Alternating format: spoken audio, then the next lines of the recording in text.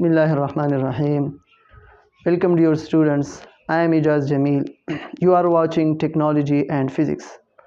तो आज से हम स्टार्ट करने जा रहे हैं क्लास 10 के फ़िज़िक्स का कोर्स, जिसमें हम KPK बोर्ड को फॉलो करेंगे।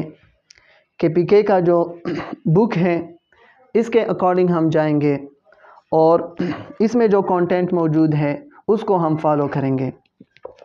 तो इसके अकॉर्डिंग जो आपका फर्स्ट चैप्टर है उसका नंबर है चैप्टर नंबर 10। चैप्टर नंबर 10 इसलिए है कि क्लास 9 में आपने फ़िज़िक्स में 9 चैप्टर्स पढ़ी हुई है, तो उसी कोर्स को हम फॉलो कर रहे हैं, उसी कोर्स को हम आगे बढ़ा रहे हैं, उसी को हमने कंटिन्यू किया हुआ है, जिसका नाम है simple harmonic motion and waves.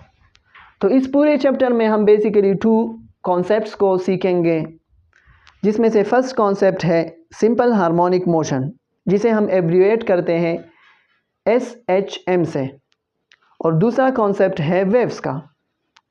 इन दोनों कॉन्सेप्ट्स को हम डिटेल में समझेंगे। तो सबसे पहले हम इसकी इंट्रोडक्शन को देखते हैं।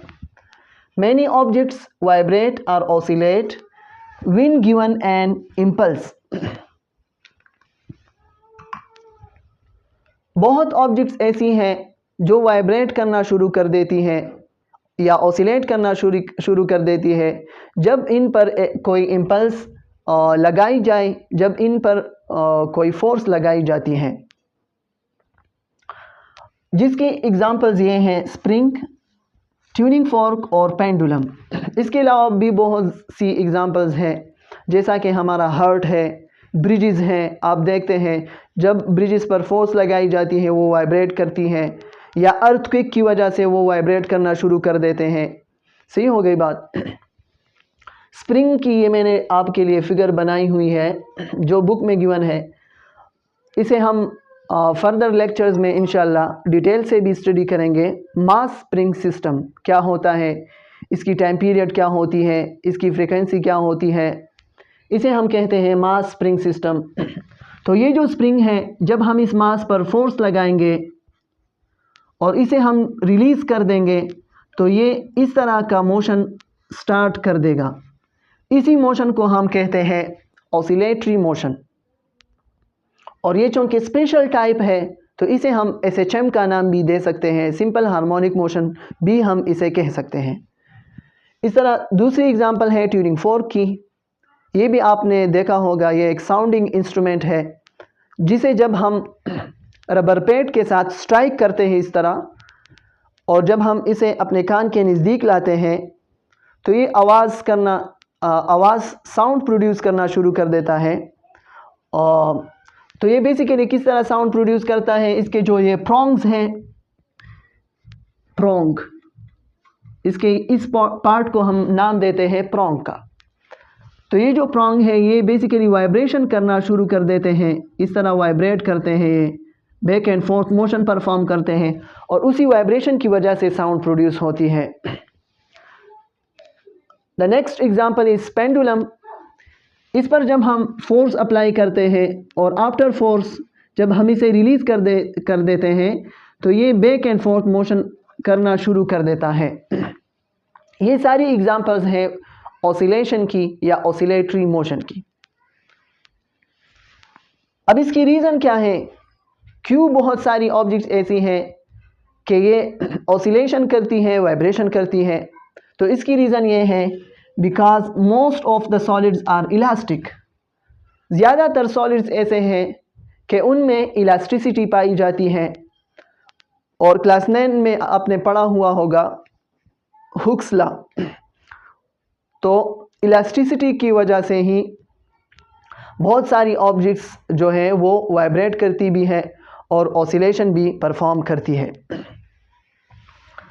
तो हमारा जो फर्स्ट आर्टिकल है इस बुक में वो है ऑसिलेटरी मोशन। ऑसिलेटरी मोशन किसे कहते हैं? The repeated back and forth motion about certain equilibrium position. Oscillatory motion में ये कुछ टर्म्स हैं, you have to understand these terms. First, ये किस तरह की मोशन है? ये रिपीटेड मोशन होती है।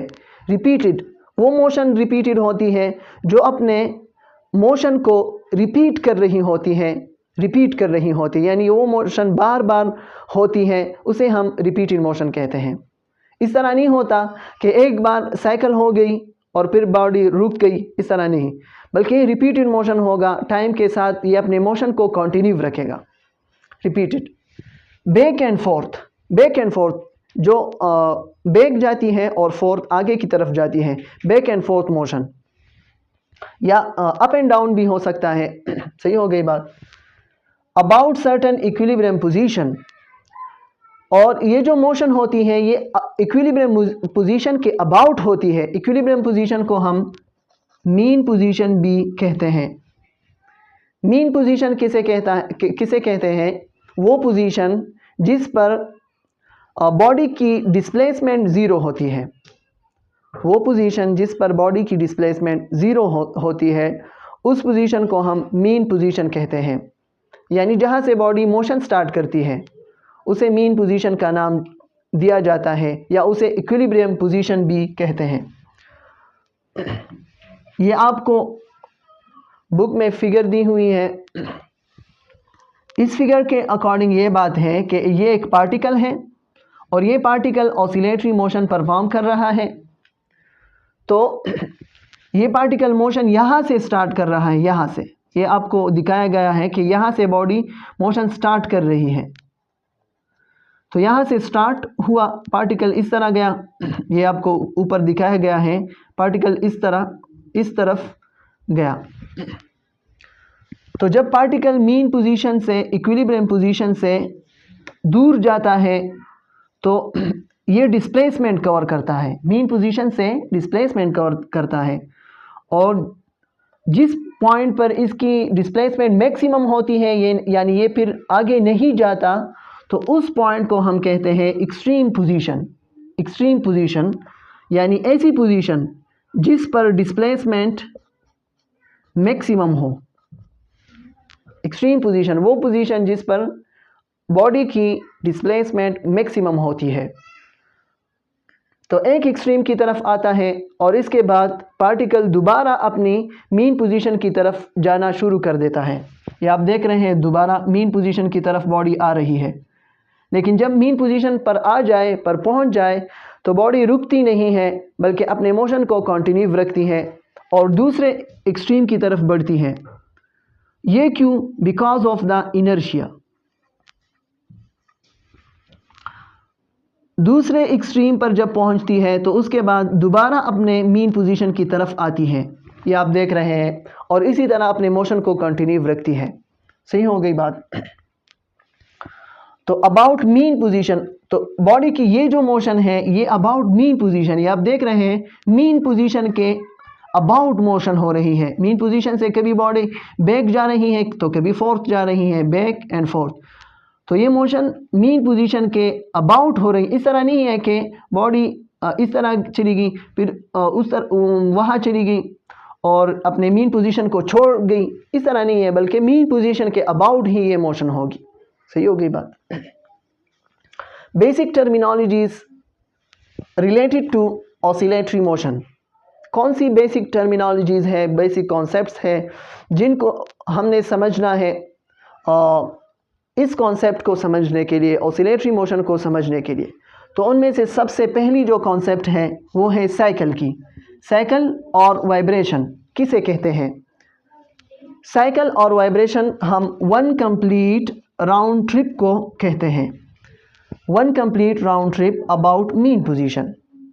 मीन पोजीशन के अबाउट जो वन कंप्लीट राउंड ट्रिप होती है उसे हम नाम देते हैं साइकिल और वाइब्रेशन का। जैसा कि आप यहाँ फिगर में देख रहे हैं, यहाँ से बॉडी ने मोशन स्टार्ट की इस पॉइंट से और एक्सट्रीम पर गई, फिर यहाँ से दूसरे एक्सट्रीम पर गई और दोबारा अपनी मीन पोजीशन पर पहुँच गई, यहाँ पर एंड हुई। तो इसी कंप्लीट राउंड ट्रिप को हम नाम देते हैं साइकिल का। ये बेसिकली ये जो फिगर दी हुई है ये साइकिल की डायग्रामेटिकल एक्सप्लेनेशन है। अब साइकिल के लिए दो कंडीशंस का एग्जिस्ट करना ज़रूरी है। The first condition is the body must reach at same point. Body जिस पॉइंट से बॉडी ने मोशन स्टार्ट किया हुआ था उसी पॉइंट पर बॉडी का दोबारा आना साइकिल के लिए कंडीशन है। जैसा कि आप देख रहे हैं बॉडी ने इसी पॉइंट से स्टार्ट किया हुआ था मोशन और बॉडी दोबारा भी इसी पॉइंट पर आ गई, इस तरह चली गई और दोबारा इसी पॉइंट पर आ गई, तो फर्स्ट कंडीशन सेटिस्फाई हो गई। दूसरी कंडीशन क्या है? Heading in the same direction as it was at the start sorry. दूसरी कंडीशन ये है कि बॉडी का स्टार्ट में जैसा डायरेक्शन था तो फाइनली भी बॉडी का डायरेक्शन उसी तरह होना चाहिए, तब जाके साइकिल कंप्लीट होगा, otherwise cycle will be not completed. ये आप देख रहे हैं जब बॉडी दूसरे एक्सट्रीम से यहाँ पर पहुँच गई तो बॉडी की डायरेक्शन इस तरह है, मोशन की डायरेक्शन इसी तरह है, और स्टार्ट में भी आप देख रहे थे बॉडी की डायरेक्शन इस तरह थी। तो heading in the same direction ये दूसरी कंडीशन है, ये सेटिस्फाई होगी तो तब जाके साइकिल कंप्लीट होगी। यहाँ पर आप समझ लें कि बॉडी ने मोशन यहाँ से स्टार्ट किया हुआ है, बॉडी एक्सट्रीम पर पहुँच गई, एक्सट्रीम से दोबारा मीन पोजीशन पर आ गई। तो अगर आप गौर कर लें तो फर्स्ट कंडीशन तो सेटिस्फाई हो गई, reach at the same point. जो इनिशियल पॉइंट था वहाँ पर तो अब भी बॉडी पहुँच गई है, लेकिन ये आप देख रहे हैं सेकंड कंडीशन यहाँ पर सेटिस्फाई नहीं हो रहा है। क्यों सेटिस्फाई नहीं हो रहा है? Because body is heading in this direction and at the start body was heading at this direction. So both the conditions must have to be satisfied. After that cycle will be completed. सही हो गई बात। दूसरी जो term है वो है time period की। टाइम पीरियड किसे कहा जाता है? Time required to complete one cycle. Time required to complete one cycle, ये आपने जो अब सीखा कि इसे हम वन साइकिल कहते हैं, वन कंप्लीट राउंड ट्रिप को। तो इस वन कंप्लीट राउंड ट्रिप को कंप्लीट करने के लिए बॉडी को जितना टाइम चाहिए होता है उसी टाइम को बेसिकली हम नाम देते हैं टाइम पीरियड का। ये स्पेसिफिक टाइम है, सही होगी बात। इसे हम रिप्रेजेंट करते हैं कैपिटल टी से और इसकी यूनिट हम सेकेंड्स लेते हैं जिसे स्मॉल एस से रिप्रेजेंट किया जाता है। The next terminology is frequency, the number of cycles that particle complete per unit time. Frequency किसे कहा जाता है? Number of cycles per unit time, यानी यूनिट टाइम में पार्टिकल कितनी साइकिल्स परफॉर्म करता है। यूनिट टाइम किसे कहा जाता है? यूनिट टाइम हम बेसिकली 1 सेकंड लेते हैं, तो इसका मतलब ये हुआ कि बॉडी 1 सेकंड में कितनी साइकिल्स कंप्लीट करता है।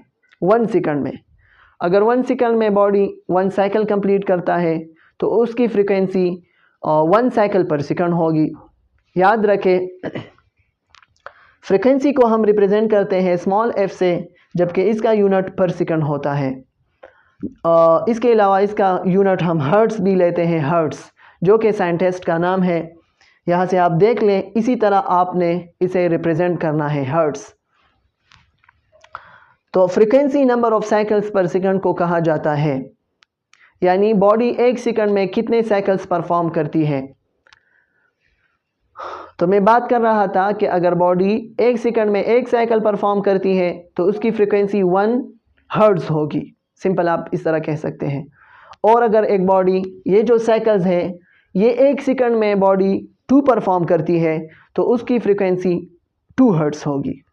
और अगर कोई बॉडी इस तरह है कि वो ज़्यादा तेज़ मूव कर रही है तो वो मे बी 1 सेकंड में वो 3 साइकिल्स कंप्लीट कर ले, तो फिर उसकी फ्रीक्वेंसी आप बताएं क्या होगी? तो उसकी फ्रीक्वेंसी 3 हर्ट्ज होगी। सही होगी बात। नेक्स्ट जो टर्मिनोलॉजी है वो है relation between time period and frequency.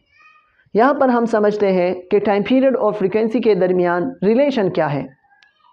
तो इनके दरमियान रिलेशन ये है कि both are reciprocal of each other, both are reciprocal of each other, इनके दरमियान जो रिलेशन है वो इन्वर्स है। यानी अगर कोई पार्टिकल स्लो मूव करता है, यहाँ पर आप गौर कर लें, मैं आपको सादा तरीके से समझाता हूँ, ज़रा मैं रोटेटरी मोशन से भी हेल्प लूँगा। आप देखें, अगर एक पार्टिकल इस पॉइंट से स्टार्ट करता है और इस तरह एक साइकिल कंप्लीट करता है, तो अगर वो स्लो मूव करेगा तो आप बताएं टाइम पीरियड कम होगा या ज़्यादा? टाइम पीरियड याद रखें, time required for one rotation, one cycle के लिए जो टाइम होता है उसे हम नाम देते हैं किसका? उसे हम नाम देते हैं टाइम पीरियड का। तो जब बॉडी स्लो मूव करेगी तो उसका टाइम पीरियड ज़्यादा होगा, टाइम पीरियड ज़्यादा। तो जब टाइम पीरियड ज़्यादा होगा तो आप बताएं कि एक सेकंड में उसकी नंबर ऑफ साइकिल्स ज़्यादा होगी या कम होगी? द आंसर इज़ कम होगी। तो इससे मालूम हुआ कि जो टाइम पीरियड और फ्रीक्वेंसी का रिलेशन है वो इन्वर्स है। अगर टाइम पीरियड कम होगा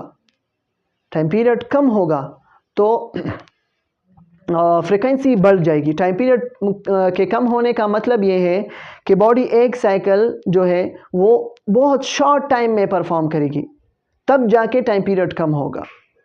फॉर एग्ज़ाम्पल, ये आपको एग्ज़ाम्पल दी भी हुई है, इसे हम लास्ट में जाके समझेंगे भी, लेकिन आप जहन में रखें कि टाइम पीरियड के कम होने का मतलब ये है कि बॉडी एक साइकिल बहुत शॉर्ट टाइम में परफॉर्म करती है, और जब एक साइकिल बहुत short time for example 0.5 second में परफॉर्म करती है, तो फिर एक सेकंड में कितने साइकिल्स परफॉर्म करेगी? ये आप देखें, 1 सेकंड एक साइकिल हुई, और दोबारा देखें 1 सेकंड।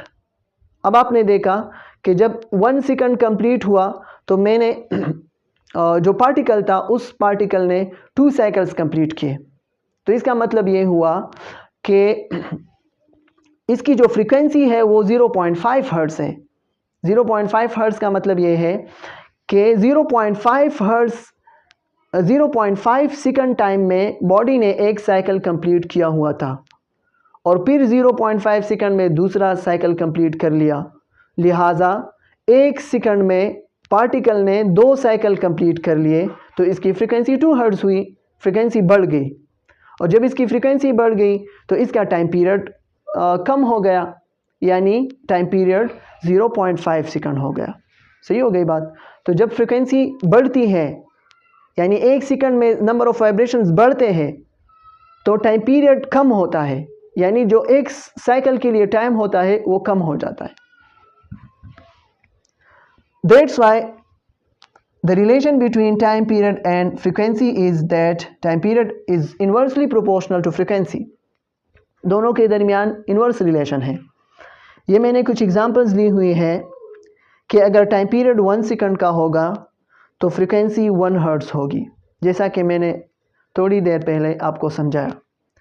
और अगर टाइम पीरियड 2 सेकंड हो जाए, 2 सेकंड का मतलब ये है कि फॉर एग्ज़ाम्पल यहाँ से पार्टिकल ने स्टार्ट किया और ये इस तरह साइकिल परफॉर्म करती है, दोबारा जब इस पॉइंट पर आएगी तो इस पॉइंट पर पहुँचने तक बॉडी 2 सेकंड का टाइम लेगी। ये आप देखें, 1 सेकंड 2 सेकंड, इस तरह 2 सेकंड का टाइम लिया बॉडी ने। तो जब 2 सेकंड का टाइम लिया 1 साइकिल को कंप्लीट करने के लिए, तो अब इसकी फ्रीक्वेंसी क्या हुई, यानी एक सेकंड में इसने कितना साइकिल परफॉर्म किया हुआ था, ये आप यहाँ से देख रहे हैं, हाफ 0.5। तो इसलिए यहाँ पर मैंने लिखा हुआ है द बॉडी की जो फ्रीक्वेंसी है वो 0.5 हर्ट्ज़ होगी। ये आपसे क्वेश्चन है, आप कमेंट में मुझे बताएं कि अगर टाइम पीरियड 4 सेकंड हो गई तो उस टाइम पर फ्रीक्वेंसी बॉडी की क्या होगी। The next terminology is displacement. What is displacement? The distance of oscillating body from mean position at any instant of time. Displacement हम किसे कहते हैं? डिस्टेंस को कहते हैं। पार्टिकल की जो डिस्टेंस होती है मीन पोजीशन से, इसे हम कहाँ से मेजर करते हैं? मीन पोजीशन से मेजर करते हैं। या ये ज़रा आप देख लें, ये पार्टिकल मैंने स्टार्ट में बताया था कि इस तरफ मोशन करना स्टार्ट करता है। तो लेट सपोज ये जब मोशन करता है और मैं यहाँ पर एक पॉइंट ले रहा हूँ, इस पॉइंट से जब ये बॉडी पास होगी तो इस पॉइंट पर, let's say this point is C point, इस पॉइंट पर इसकी डिस्प्लेसमेंट क्या है, ये जो टर्म है डिस्प्लेसमेंट, इस पॉइंट पर बॉडी की डिस्प्लेसमेंट क्या है? तो according to the definition this is the displacement, sorry this is the distance, सही हो गई बात, this is the distance from mean position. ये जो मीन पोजीशन है, इस मीन पोजीशन से बॉडी की जो डिस्टेंस है, डिस्टेंस फ्रॉम मीन पोजीशन, इस डिस्टेंस को हम नाम देते हैं डिस्प्लेसमेंट का। आपने याद रखना है कि इस डिस्टेंस को हम नाम देते हैं डिस्प्लेसमेंट का, जो कि मीन पोजीशन से मेजर की गई है। From the mean position at any instant of time, ये भी आपने याद रखना है, at any instant of time. ये ज़रूरी नहीं है कि आपने बस यही पॉइंट लेना है, बल्कि ये इस तरह भी हो सकता है कि ये डिस्प्लेसमेंट इतनी हो जाए, ये जो मैंने सी पॉइंट लिया हुआ है ये यहाँ पर आ जाए। At any instant of time, किसी भी टाइम पर पार्टिकल जहाँ भी हो, लेकिन उसकी जो मीन पोजीशन से डिस्टेंस होती है, उसी डिस्टेंस को हम नाम देते हैं डिस्प्लेसमेंट का। इसे हम x से रिप्रेजेंट करते हैं और इसकी यूनिट मीटर्स में हम लेते हैं, जिसे स्मॉल m से रिप्रेजेंट किया जाता है। The next terminology is amplitude. अब ये जो टर्म है ये स्पेसिफिक टर्म है, आपने याद रखना है। और डिस्प्लेसमेंट का जो टर्म था वो जनरल था, जैसा कि मैंने बताया एट एनी इंस्टेंट। ये इसकी जो जनरल कैरेक्टरिस्टिक है उसे बता रही है कि जनरल सा टर्म है। At any instant of time जो भी डिस्टेंस है उसे हम डिस्प्लेसमेंट का नाम देते हैं। लेकिन जो एम्पलीट्यूड है ये स्पेसिफिक टर्म है, ये at any instant of time नहीं हो सकता, बल्कि एम्पलीट्यूड जो है ये मैक्सिमम डिस्प्लेसमेंट को हम कहते हैं। Maximum displacement of the body from its mean position. ये आप देख रहे हैं ना, पार्टिकल इस तरह आ रहा था, लेकिन जिस पॉइंट पर इसकी डिस्प्लेसमेंट मैक्सिमम हुई उसी पॉइंट पर इसकी जो डिस्प्लेसमेंट है, उसी डिस्प्लेसमेंट को हम नाम देते हैं एम्पलीट्यूड का। ये जो आप देख रहे हैं ना, ये इस तरह इसकी डिस्प्लेसमेंट बढ़ रही थी, तो जिस पॉइंट पर इसकी डिस्प्लेसमेंट सबसे ज़्यादा होगी, सबसे ज़्यादा मैक्सिमम डिस्प्लेसमेंट, तो उस मैक्सिमम डिस्प्लेसमेंट को हम नाम देते हैं एम्पलीट्यूड का। इस मैक्सिमम डिस्प्लेसमेंट को हम नाम देते हैं एम्पलीट्यूड का, इसे एम्पलीट्यूड कहा जाता है। तो ये आप इस तरह नहीं कह सकते कि इस डिस्टेंस को आप कह लें कि ये एम्पलीट्यूड नहीं, ये एम्पलीट्यूड नहीं है। क्यों नहीं है? क्योंकि ये मैक्सिमम डिस्प्लेसमेंट नहीं है, तो इसके लिए मैक्सिमम डिस्प्लेसमेंट का होना ज़रूरी है।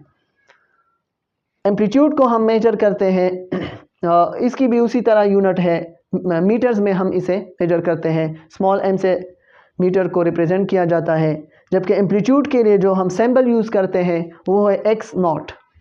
आपने याद रखना है, सही होगी बात। बुक में लास्ट में ये एग्जांपल दी हुई है, एग्जांपल 10.1। इस एग्जांपल में आपको time period of the particle given है कि एक पार्टिकल है और उसकी टाइम पीरियड 20 मिली सेकंड है। तो जब इसकी टाइम पीरियड 20 मिली सेकंड है तो आपने फाइंड करना है कि इसकी फ्रीक्वेंसी क्या होगी। और थोड़ी देर पहले मैंने आपको बताया कि जब टाइम पीरियड कम होता है, टाइम पीरियड के कम होने का मतलब ये है कि पार्टिकल जो वन कंप्लीट साइकिल है, राउंड ट्रिप है, वो बहुत शॉर्ट टाइम में कंप्लीट करेगा। और ये आप देख रहे हैं 20 मिली सेकंड, ये तो बहुत ही छोटा टाइम है, स्मॉल टाइम है। तो इसलिए इसकी फ्रीक्वेंसी जो है वो बढ़ जाएगी, इसकी फ्रीक्वेंसी ज़्यादा होगी। जब 1 सेकंड का टाइम कंप्लीट होगा तो 1 सेकंड टाइम कंप्लीट होने तक पार्टिकल ने बहुत सारे साइकिल्स कंप्लीट कर लिए होंगे, इसलिए इसकी फ्रीक्वेंसी बहुत ज़्यादा होगी। वो आपने बतानी है। तो हम फार्मूला को फॉलो करेंगे according to this formula t is equal to 1/f। तो इसको अगर हम फ्रीक्वेंसी के लिए अरेंज कर लें तो ये हो जाएगा frequency is equal to 1 divide by time period. Time period हमें गिवन है 20 मिली सेकंड, मिली की जगह आपने 10⁻³ पुट करना है। सही हो गई बात। तो जब आप 10⁻³ पुट करेंगे और इसको सॉल्व कर देंगे तो ये 0.02 सेकंड हो जाएगा। यहाँ से 0.3 डिजिट्स मूव करेगा, यहाँ पर आ जाएगा 0.02, और ये वाला जो ज़ीरो है इसे आप नेग्लेक्ट कर सकते हैं। 0.02 सही हो गई सेकंड। तो जब आप 1 को 0.02 पर डिवाइड कर देंगे तो इससे फ्रीक्वेंसी की वैल्यू आ जाएगी कि पार्टिकल की जो फ्रीक्वेंसी है, यानी 1 सेकंड में ये कितने साइकिल्स परफॉर्म करेगा, तो वो फ्रीक्वेंसी आपको मिल जाएगी 50 पर सेकंड। और हमने टॉपिक्स में सीखा कि पर सेकंड फ्रीक्वेंसी का यूनिट है और इसे हम हर्ट्स भी कहते हैं। तो आप इस तरह भी कह सकते हैं कि फ्रीक्वेंसी इज़ 50 हर्ट्स। 50 हर्ट्स का मतलब ये है कि पार्टिकल 1 सेकंड में 50 साइकिल्स कंप्लीट कर चुका होगा। सही हो गई बात। तो इस क्वेश्चन का आंसर आपने कमेंट्स में देना है, और एग्जाम्पल 10.1 को मैंने डिस्कस कर दिया, आपने असाइनमेंट 10.1 को सॉल्व कर देना है। Okay, thank you.